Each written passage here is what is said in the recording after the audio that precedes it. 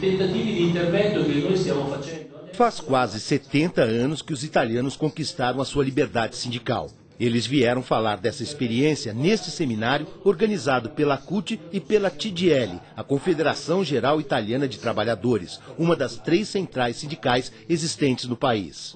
A liberdade sindical deles chegou com a queda do fascismo italiano e a abolição da Carta del Lavoro imposta por Mussolini.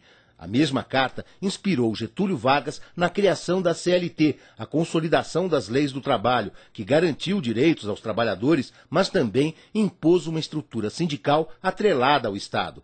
A CLT vai fazer 54 anos, mas continua quase intacta no que diz respeito à organização sindical brasileira. Nós aqui no Brasil, infelizmente, na Constituição de 88, não conseguimos alcançar a liberdade e autonomia sindical literalmente como a Central Única dos Trabalhadores defende. Nós avançamos em alguns pontos, como a organização sindical para o setor público, que não era permitida, o direito de greve, que ainda precisa ser regulamentado para o setor público, que ainda não existe, a extinção da exigência da carta sindical, do estatuto padrão, mas autonomia e liberdade sindical, na sua essência, como a CUT defende, nós ainda não conquistamos. Então é importante acompanhar, analisar, comparar essas experiências.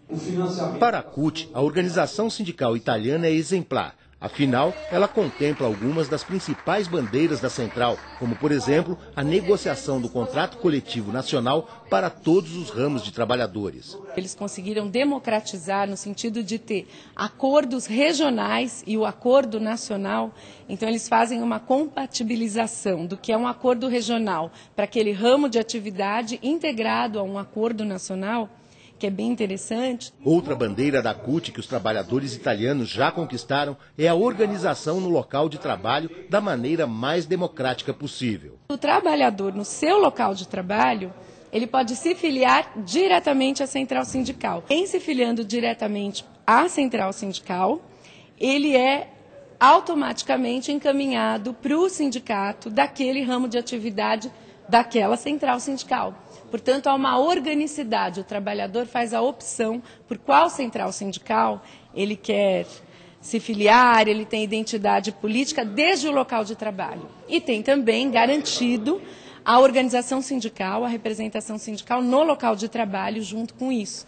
Então, as eleições para o que seriam as comissões sindicais no local de trabalho, lá são eleições compostas por chapas das centrais sindicais.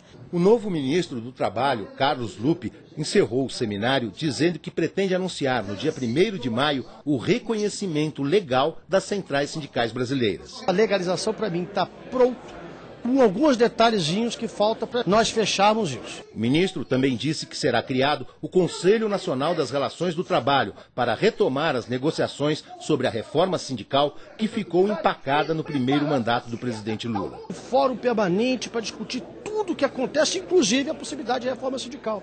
Só pode haver reforma sindical no consenso entre as centrais, senão você vai ter concordando uma parte e outra parte se articulando no Congresso para não ser aprovado. Retoma o debate sobre temas importantes para a CUT dentro do item reforma sindical, que seria a questão do direito à organização a partir do local de trabalho, a negociação coletiva e o direito de greve regulamentados para o setor público.